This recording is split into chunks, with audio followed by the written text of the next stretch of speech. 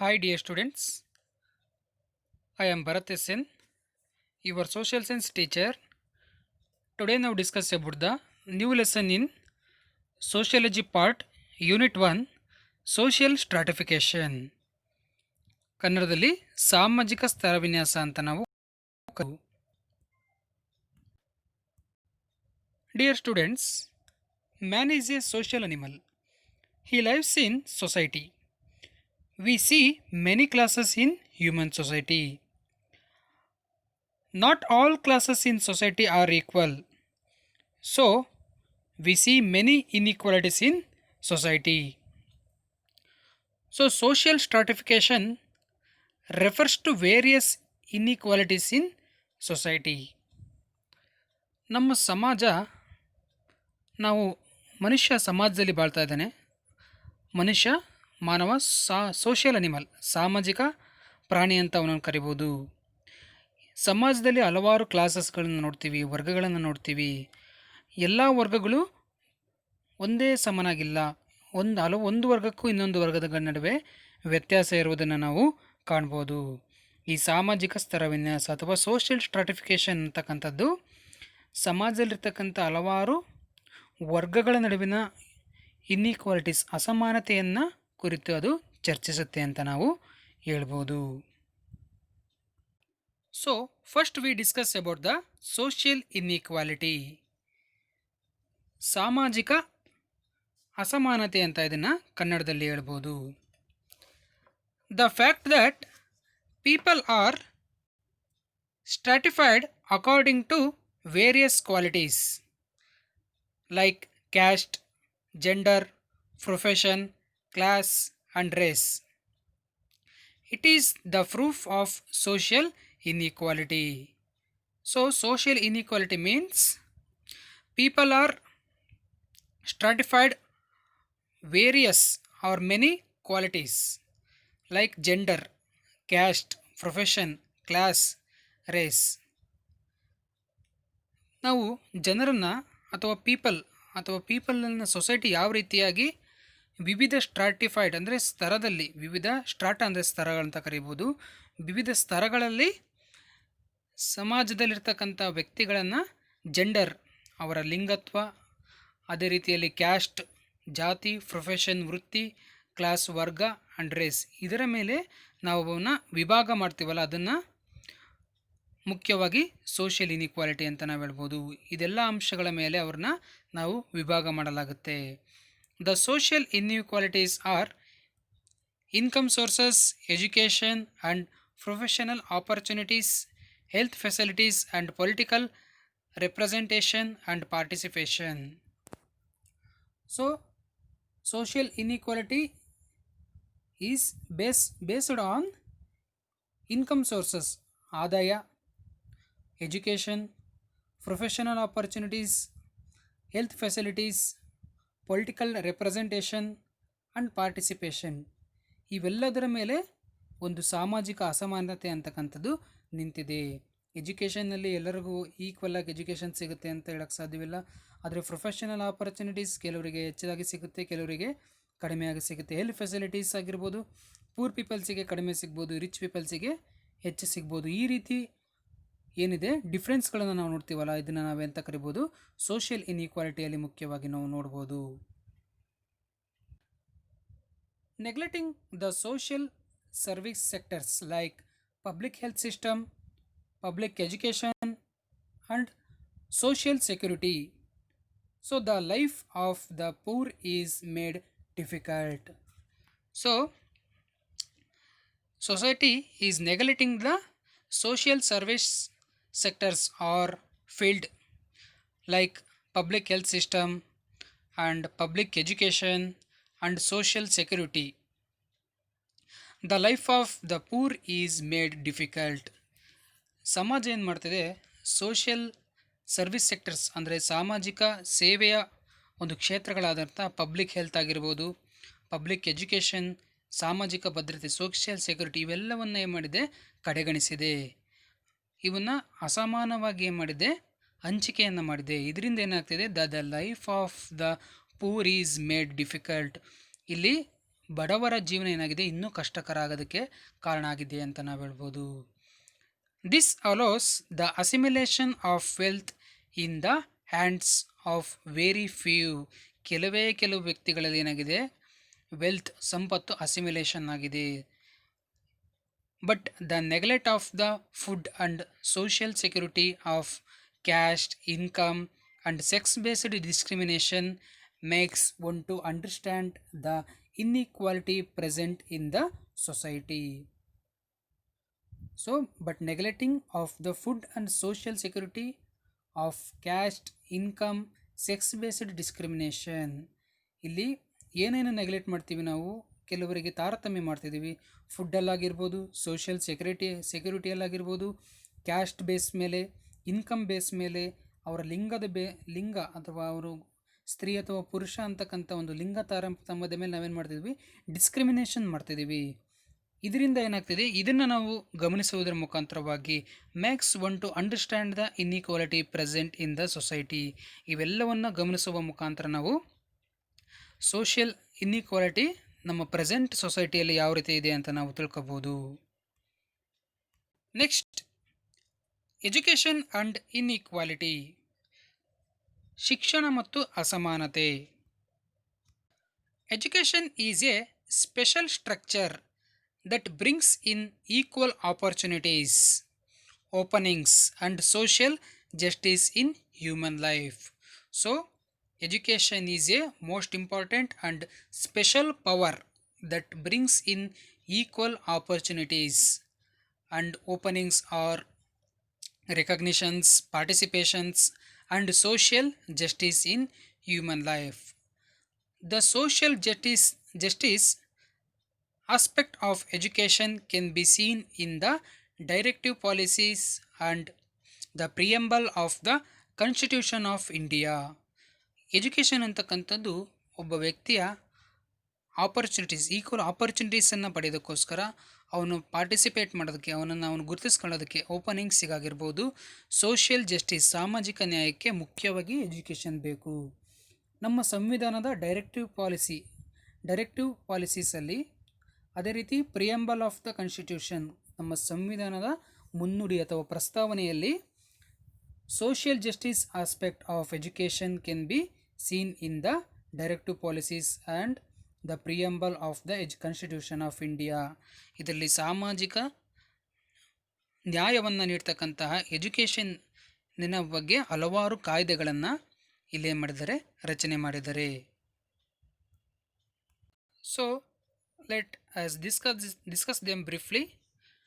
Under Article 39, it is said that providing social justice and people welfare is the duty of the state government.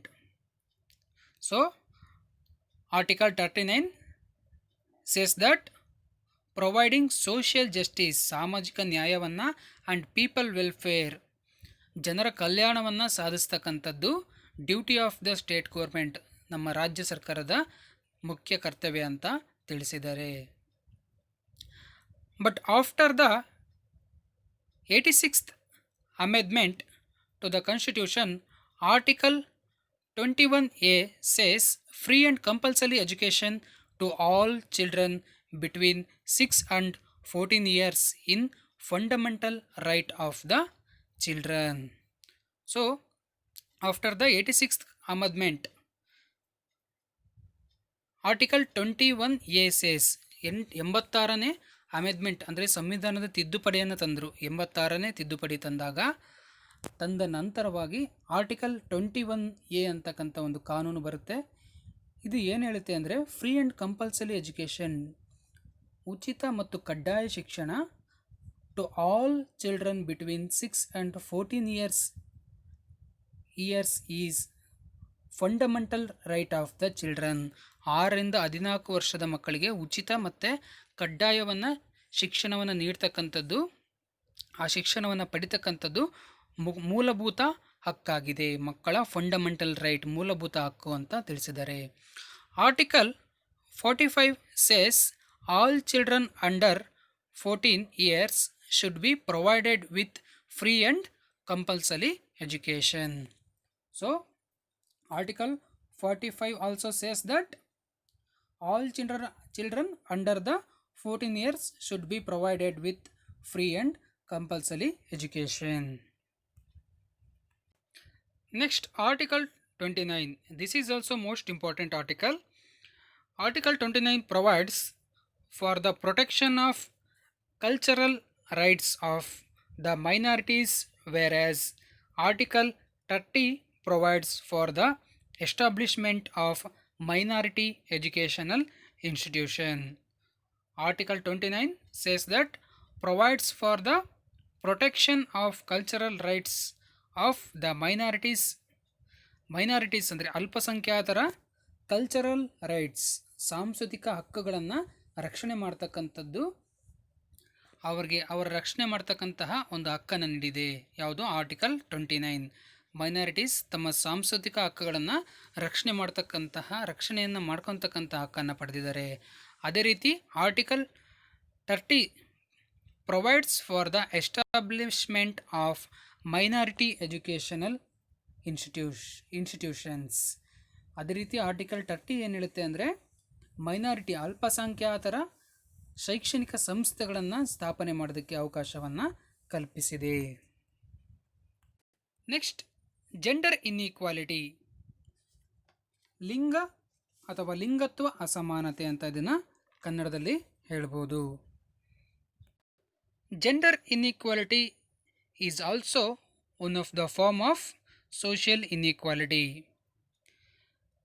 There is more gender-based inequality in access to school education, food and health facilities. ಇಲ್ಲಿ gender inequality ಮುಖ್ಯವಾಗಿ ಯಾವುದ್ರ base ಮೇಲೆ ಇದನ್ನು ಏನು ಮಾಡಿದ್ದಾರೆ, discrimination ಮಾಡಿದ್ದಾರೆ ಅಂದರೆ school education, food and health facilities, ಇದರಲ್ಲಿ ಆಗ್ತಕ್ಕಂತಹ ಸ್ತ್ರೀ ಪುರುಷರ ಒಂದು ಜೆಂಡರ್ ಮೇಲೆ ಇದರ ಮೇಲೆ ಏನು ಮಾಡ್ತಾರೆ, ಸ್ಕೂಲ್ ಎಜುಕೇಷನ್, ಫುಡ್, ಹೆಲ್ತ್ ಫೆಸಿಲಿಟೀಸಲ್ಲಿ ನಾವು ವೇರಿಯೇಷನ್ಸನ್ನು ನೋಡ್ಬೋದು. ಅಂದರೆ ಯಾವ ರೀತಿ ತಾರತಮ್ಯ ಇದೆ ಅನ್ನೋದನ್ನು ಸ್ಕೂಲ್ ಎಜುಕೇಷನ್ ಇಲ್ಲಿ ಸ್ತ್ರೀಯರಿಗೆ ಒಂದು ರೀತಿ, ಪುರುಷರಿಗೆ ಒಂದು ರೀತಿ, ಫುಡ್ ಆ್ಯಂಡ್ ಹೆಲ್ತ್ ಫೆಸಿಲಿಟೀಸ್ ಎಲ್ಲವುದರಲ್ಲಿ ಏನಾಗುತ್ತೆ, ಜೆಂಡರ್ ಡಿಸ್ಕ್ರಿಮಿನೇಷನನ್ನು ನಾವು ಕಾಣ್ತೀವಿ ಮುಖ್ಯವಾಗಿ. According to national family health survey, rural women of Karnataka have a body mass index of 24.3, whereas the urban women of 16.2. So according to National Family Health Survey, it says rural women of Karnataka have a body mass index of 24.3, whereas the urban women of 16.2. Body mass index ಅಂದರೆ ಕನಿಷ್ಠ ಮಟ್ಟಕ್ಕಿಂತ ಕಡಿಮೆ ತೂಕ ಹೊಂದಿರತಕ್ಕಂತಹ ಒಂದು ವ್ಯಕ್ತಿಗಳ ಒಂದು ಸೂಚಿ ಅಂತ ನಾವು ಹೇಳ್ಬೋದು. ಅತಿ ಕಡಿಮೆ ಇಂತಿಷ್ಟು ತೂಕ ಇರಬೇಕು ಅನ್ನೋದಿರುತ್ತೆ ಮುಖ್ಯವಾಗಿ. ಅದಕ್ಕಿಂತ ಕಡಿಮೆ ಇರತಕ್ಕಂತಹ ಒಂದು ವ್ಯಕ್ತಿಗಳನ್ನು ಸೂಚಿಸ್ತಕ್ಕಂಥ ಒಂದು ಪದ ಅಂತ ಹೇಳ್ಬೋದು ಬಾಡಿ ಮಾಸ್ ಇಂಡೆಕ್ಸ್. ಇದನ್ನು ನಾವು ರೂರಲ್ ವುಮೆನಿಗೆ ಕಂಪೇರ್ ಮಾಡಿದಾಗ, ರೂರಲ್ ವುಮೆನ್ನ ಅರ್ಬನ್ ವುಮೆನ್ನಿಗೆ ಕಂಪೇರ್ ಮಾಡಿದಾಗ ರೂರಲ್ ವುಮೆನಲ್ಲಿ 24.3% ಬಾಡಿ ಮಾಸ್ ಇಂಡೆಕ್ಸ್ ಇದೆ. ಅತಿ ಕನಿಷ್ಠ ಮಟ್ಟಕ್ಕಿಂತ ಕಡಿಮೆ ತೂಕ ಹೊಂದಿರತಕ್ಕಂಥವ್ರು 24.3 ಇದ್ದಾರೆ. ಅದೇ ರೀತಿ ಅರ್ಬನ್ ವುಮೆನಲ್ಲಿ 16.2 ಇದ್ದಾರೆ. ಈ ರೀತಿ ಅರ್ಬನ್ ಮತ್ತು ರೂರಲಲ್ಲಿ ಆರೋಗ್ಯದಲ್ಲಿ ಇರ್ತಕ್ಕಂಥ ವ್ಯತ್ಯಾಸವನ್ನು ನೋಡ್ಬೋದು. This means the women have lesser BMI or body mass index. 60.9% of the children between 6 and 56 months have severe anemia. 60.9% children ಏನಿದ್ದಾರೆ 6ರಿಂದ 56 ಮಂತ್ಸ್ ಒಳಗಲ್ಲಿ ಅವರ ಮಿಡಲಲ್ಲಿರ್ತಕ್ಕಂಥ ಅದರ ಮಧ್ಯದಲ್ಲಿರ್ತಕ್ಕಂತಹ 60.9% ಚಿಲ್ಡ್ರನ್ ಏನಾಗಿದ್ದಾರೆ ಅನೇಮಿಯಾ ಅಂತಕ್ಕಂತಹ ಕಾಯಿಲೆಯಿಂದ ಬಳಲ್ತಾ ಇದ್ದಾರೆ. ಅನೇಮಿಯಾ ಅಂದರೆ ರಕ್ತಹೀನತೆ. ಈ ಒಂದು ಕಾಯಿಲೆಯಿಂದ ಬಳಲ್ತಾ ಇದ್ದಾರೆ. 45.2% of the pregnant women suffer from anaemia. ಅದರಲ್ಲಿ ಮುಖ್ಯವಾಗಿ ಪ್ರೆಗ್ನೆಂಟ್ ವುಮೆನ್ಸ್ ಕೂಡ 45.2% ಏನಾಕಿದ್ದಾರೆ, ಅಷ್ಟು ಪರ್ಸೆಂಟಲ್ಲಿ ರಕ್ತಹೀನತೆಯಿಂದ ಬಳಲ್ತಾ ಇರೋದನ್ನು ನಾವು ನೋಡ್ಬೋದು. So in this scenario the development should include the food and nutrition security to the women and children. So this is most important in this situation. The development should include the food and nutrition security. We should provide food and nutrition security to the women and children. ನಾವು ಮಕ್ಕಳಿಗೆ ಮತ್ತು ಮಹಿಳೆಯರಿಗೆ food and nutrition security, ಉತ್ತಮ ಪೌಷ್ಟಿಕ ಆಹಾರವನ್ನು, ಅದರ ಒಂದು ಆಹಾರದ ಭದ್ರತೆಯನ್ನು ನೀಡಿದಾಗ ಅವರಲ್ಲಿರ್ತಕ್ಕಂಥ ಈ ರೀತಿಯ ರಕ್ತಹೀನತೆ, ಈ ರೀತಿಯ ಆರೋಗ್ಯದ ಸಮಸ್ಯೆಗಳನ್ನು ನಾವೇನು ಮಾಡ್ಬೋದು, ಅದನ್ನು ಕಡಿಮೆ ಮಾಡೋದಕ್ಕೆ, ಗುಣಪಡಿಸೋದಕ್ಕೆ ಸಾಧ್ಯವಾಗುತ್ತೆ ಅಂತ ಹೇಳ್ಬೋದು. Through this one should try to overcome the gender based discrimination. ಈ ರೀತಿಯ ಕೆಲವೊಂದು ಪ್ರಯತ್ನಗಳನ್ನು ಮಾಡೋದ್ರ ಮುಖಾಂತರವಾಗಿ ಜೆಂಡರ್ ಬೇಸ್ಡ್ ಡಿಸ್ಕ್ರಿಮಿನೇಷನನ್ನು ನಾವು ಕಡಿಮೆಗೊಳಿಸ್ಬೋದು ಅಂತ ನಾವು ಹೇಳ್ಬೋದು. Next, social stratification. Meaning: this method of dividing people into different strata and then assigning different roles and status in the society is called as social stratification.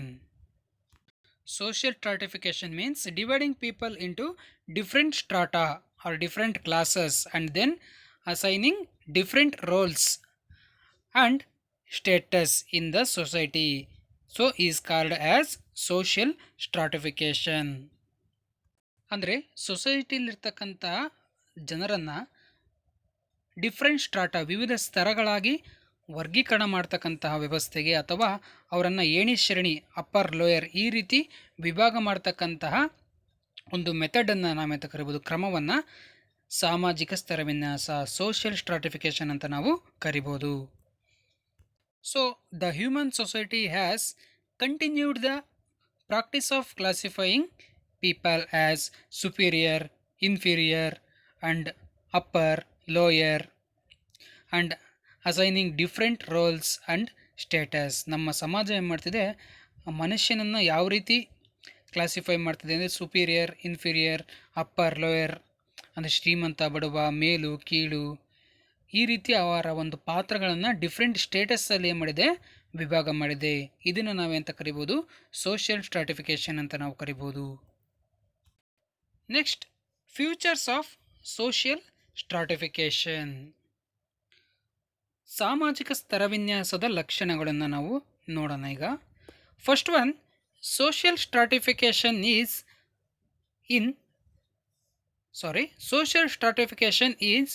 social in nature. So social stratification is social activity, it is social nature. ಇದು ಸಾಮಾಜಿಕವಾದದ್ದು ಅಂತ ನಾವು ಹೇಳ್ಬೋದು. ಸಾಮಾಜಿಕ ಸ್ತರವಿನ್ಯಾಸ ಇದು ಸಾಮಾಜಿಕವಾದದ್ದು. The stratification is based on the social recognition and importance but not on any physical traits. So the social stratification is based on the social participation or social status and importance but not on any physical factors. ಇದು ಕೇವಲ ಸಾಮಾಜಿಕ, ಅವರ ಒಂದು ಸಮಾಜದ ಪಾತ್ರ, ಅವರ ಒಂದು ಭಾಗವಹಿಸುವಿಕೆಯನ್ನು, ಅದೇ ರೀತಿ ಪ್ರಾಮುಖ್ಯತೆಯನ್ನು ಗುರುತಿಸುತ್ತೆ ವಿನಃ ವ್ಯಕ್ತಿಯ ದೈಹಿಕ ಅಂಶಗಳನ್ನು ಸೋಷಿಯಲ್ ಸ್ಟ್ರಾಟಿಫಿಕೇಷನ್ ಏನು ಮಾಡಲ್ಲ, ಪರಿಗಣನೆ ಮಾಡಲ್ಲ. Next, social stratification is universal. ಸಾಮಾಜಿಕ ಸ್ತರವಿನ್ಯಾಸ ಸರ್ವವ್ಯಾಪಕವಾಗಿರ್ತಕ್ಕಂಥದ್ದು, universal. The social stratification is universal where human society exists. So ಇದು ಯೂನಿವರ್ಸಲ್ ಆಗಿರ್ತಕ್ಕಂಥದ್ದು. ಇದು ಎಲ್ಲ ಜಗತ್ತಿನ ಎಲ್ಲ ಕಡೆ, ಎಲ್ಲ ಪ್ಲೇಸ್ಗಳಲ್ಲಿ ಇದು ಕಂಡುಬರ್ತಕ್ಕಂಥದ್ದು. ಎಲ್ಲಿ ಮಾನವ ಸಮಾಜ ಇದೆ, ಎಲ್ಲಿ ಮಾನವ ಸಮುದಾಯ ಇದೆ, ಅಲ್ಲೆಲ್ಲ ಈ ಒಂದು ಸೋಷಿಯಲ್ ಸ್ಟ್ರಾಟಿಫಿಕೇಷನ್ ಕಂಡುಬರುತ್ತೆ ಅಂತ ನಾವು ಹೇಳ್ಬೋದು. Next one, social stratification is ancient. This is ancient social structure. ಇದು ಅತ್ಯಂತ ಪ್ರಾಚೀನವಾಗಿರ್ತಕ್ಕಂಥದ್ದು. The social stratification is in existence since the birth of human society. ಮಾನವ ಸಮಾಜ ಹ್ಯೂಮನ್ ಸೊಸೈಟಿ ಯಾವಾಗ ಹುಟ್ಟುತ್ತೋ ಆವಾಗೇ ಈ ಸೋಷಿಯಲ್ ಸ್ಟ್ರಾಟಿಫಿಕೇಶನ್ ಅಂತಕ್ಕಂಥದ್ದು ಹುಟ್ಕೊಂತು. ಇದು ತುಂಬ ಏನ್ಷಿಯಂಟ್ ಅಂತ ನಾವು ಹೇಳ್ಬೋದು. Next point, social stratification exist in different ways. So we can see different forms of social stratification or different ways. The social stratification exists in different names in different areas. ವಿವಿಧ ಏರಿಯಾಗಳಿಗೆ ಸಂಬಂಧಪಟ್ಟಂತೆ, ವಿವಿಧ ಪ್ಲೇಸ್ಗಳಿಗೆ ಸಂಬಂಧಪಟ್ಟಂತೆ ಇದನ್ನು ವಿವಿಧ ಹೆಸರುಗಳಲ್ಲಿ ಕಾಣ್ಬೋದು. For example, in ancient Rome difference were there between plebeians and patricians. ನಾವು ancient Rome empire ಸಾಮ್ರಾಜ್ಯವನ್ನು ನೋಡಿದಾಗ ಅಲ್ಲಿ ಪ್ಲೇಬಿಯನ್ಸ್ ಆ್ಯಂಡ್ ಪೆಟ್ರಿಷಿಯನ್ ಅಂತಕ್ಕಂಥ ಎರಡು ವರ್ಗಗಳಿದ್ವು. ಎರಡು ವರ್ಗಗಳಲ್ಲಿ ಸಮಾಜ ಡಿವೈಡ್ ಆಗಿತ್ತು. So similarly in our India 4 groups of people: Brahmins, Kshatriyas, Vaishyas and Shudras, based on varna theory. ನಮ್ಮ ಇಂಡಿಯಾದಲ್ಲಿ ನೋಡಿದಾಗ ವರ್ಣ ಸಿದ್ಧಾಂತ ಇತ್ತು. ಇದರಲ್ಲಿ ಬ್ರಾಹ್ಮಿನ್ಸ್, ಕ್ಷತ್ರಿಯಾಸ್, ವೈಶ್ಯಾಸ್ ಅಂಡ್ ಶೂದ್ರಾಸ್ ಈ ರೀತಿ ಸಮಾಜವನ್ನು 4 ವರ್ಗಗಳನ್ನಾಗಿ ವಿಭಾಗ ಮಾಡಿದ್ರು. ಒಂದು ರೀತಿ ಏಣಿ ವ್ಯವಸ್ಥೆ ಇತ್ತು ಅಂತ ಹೇಳ್ಬೋದು. Brahmins, Kshatriyas, Vaishyas and Shudras. Next, major forms of social stratification. ಸಾಮಾಜಿಕ ಸ್ತರ ವಿನ್ಯಾಸದ ಪ್ರಮುಖ ರೂಪಗಳು ಅಂತ ನಾವು ಹೇಳ್ಬೋದು. So the social stratification is present in all societies of the world. There forms are not similar. They have difference in their structure and nature.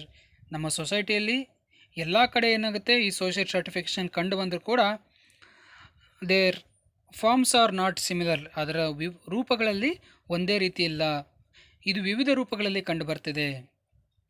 So let's try to know the social stratification from the ancient world till the digital world. Ancient ವರ್ಲ್ಡಿಂದ, ಪ್ರಾಚೀನ ಪ್ರಪಂಚದಿಂದ ಹಿಡಿದು ಇಲ್ಲಿವರೆಗೂ ನಮ್ಮ ಈಗಿನ digital ಯುಗದವರೆಗೂ ಯಾವ ರೀತಿ social stratification ಕಂಡು ಬಂದಿದೆ ಅನ್ನೋದನ್ನು ನಾವು ನೋಡೋಣ, ಯಾವ್ಯಾವ ರೂಪಗಳಲ್ಲಿ ಅಂತ. First one, primitive society. Second one, slavery. Third one, estate system. Fourth one, varna system. And last one, caste system.